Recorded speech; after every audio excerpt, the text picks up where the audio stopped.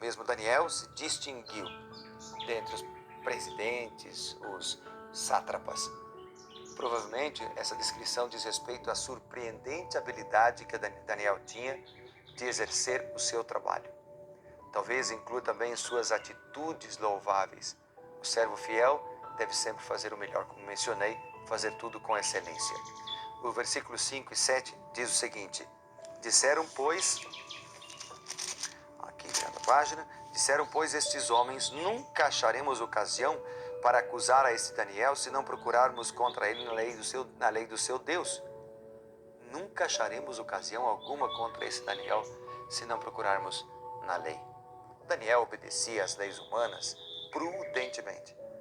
E seus inimigos sabiam que, quanto à lei dos homens, não iam pegar ele, a menos que a lei dos homens entrasse em conflito com a lei do seu Deus. Aí Daniel, ele ia preferir obedecer à lei de Deus, porque ele não ia transgredir a lei de Deus para obedecer à lei dos homens. Então começaram a pensar em como eles poderiam fazer, em que decreto poderiam criar para levar Daniel a transgredir.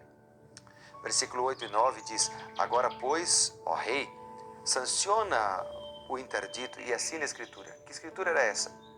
É que eles chegaram até o rei e disseram: Rei Dario, vive eternamente.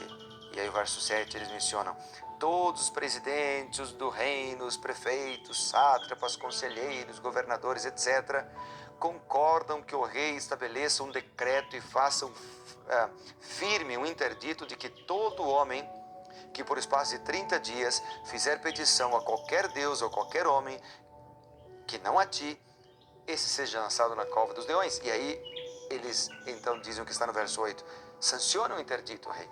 Assina a escritura para que ela não seja mudada com a lei dos medos e persas, que não podia se revogar. Eles estavam mentindo aqui. Todos os presidentes, todos os sátrapas. Daniel foi excluído. Uma conspiração por trás para levar Daniel a pecar. Eles sabiam que Daniel orava, tinham descoberto que Daniel orava 3 vezes por dia e que Daniel não ia deixar de orar ao Deus verdadeiro para orar a um homem. E eles então fizeram uma arapuca para tentar pegar a Daniel. O rei assinou a escritura e o interdito, esqueceu, não lembrou de Daniel. E aí diz o seguinte aqui agora no versículo 10. Daniel, pois, quando soube que a escritura estava assinada, entrou em sua casa e em cima, no seu quarto, onde havia janelas abertas do lado de Jerusalém, 3 vezes por dia se punha de joelhos e orava. Dava graças diante de Deus, como costumava fazer. Para mim, aqui está o segredo. Daniel continuou a orar como de costume em seu quarto, com as janelas abertas. Ele não foi orar no momento de prova, não foi orar no momento em que veio a dificuldade, como costumava fazer. Os inimigos de Daniel estavam certos ao afirmarem que se ele tivesse de escolher entre seguir o decreto do rei e o rei celestial, ele escolheria o rei celestial. Então, os inimigos de Daniel sabiam que ele orava, conheciam sua vida de oração, por isso fizeram um decreto dizendo que ninguém podia orar. Que triste. Eram amigos pela frente, mas por trás queriam o mal de Daniel. Às vezes há pessoas assim, que na sua frente vão sorrir, que na sua frente vão dizer uma coisa, mas que por trás vão tentar destruir você. Para essas pessoas, há uma solução: oração.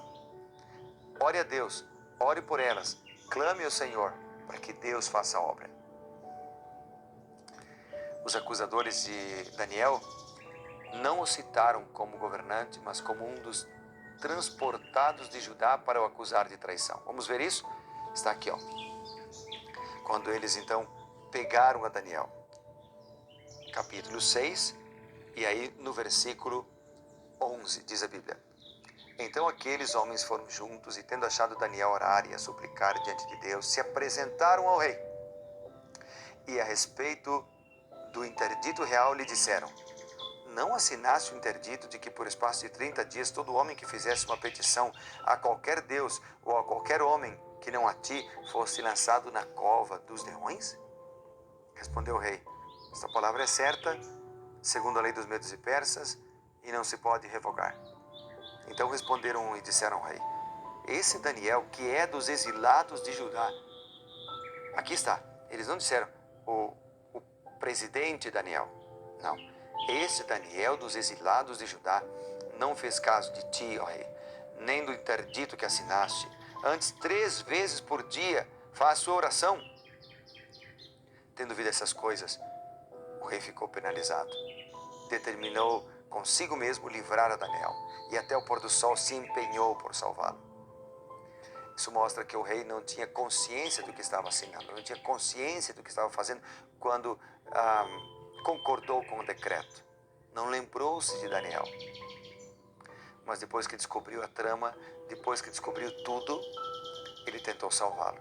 Mas ficou escravo da própria lei dos medos e persas, que não se pode mudar.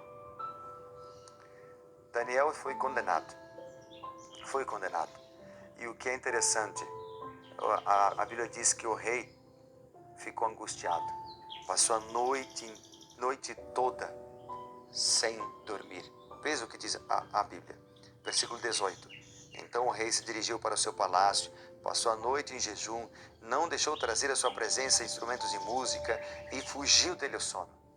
Ficou angustiado. Pela manhã, Daniel foi jogado na cova dos leões. Ali o rei não sabia o que havia acontecido, mas o milagre é que Deus livrou a Daniel. A Bíblia diz que pela manhã, ao romper do dia, o rei levantou-se e foi à pressa à cova dos leões. Era, humanamente falando, impossível Daniel ter sobrevivido. Mas o rei confiava no Deus de Daniel. Ele sabia que Daniel era um homem de fé, que o seu Deus era um Deus verdadeiro. Por isso foi. E chegando-se à cova, ele clamou: Daniel, Daniel, servo do Deus vivo, dar-se o caso de que o teu Deus, a quem tu continuamente serves, poderia tê-lo livrado dos leões?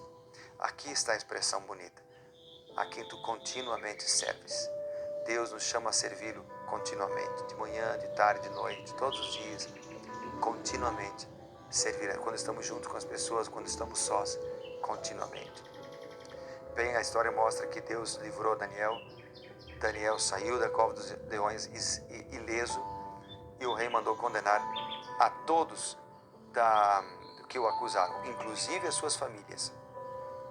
É interessante que a condenação foi para as famílias também, porque era comum naquele tempo, entre os caldeus, considerar a culpa coletiva. Então todos foram condenados. E o rei agora fez um outro decreto, provavelmente depois que passou os 30 dias, ele fez um decreto, versículo 26, pelo qual em todo o domínio do meu reino os homens tremam e temam perante o Deus de Daniel, porque ele é o Deus vivo, ele permanece para sempre, o seu reino não será destruído, o seu domínio não terá fim, ele livra e salva, ele faz sinais e maravilhas no céu e na terra, e foi ele quem livrou Daniel do poder da boca dos leões. Amém e amém.